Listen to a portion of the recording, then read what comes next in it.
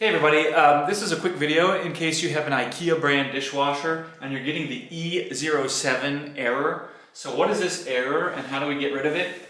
So this is actually quite a simple error. You'll get this error when the way that you've got your dishes loaded in the dishwasher is blocking the water intake. So what you want to do to get rid of this is just, as a general rule, make sure there's nothing too up against anything.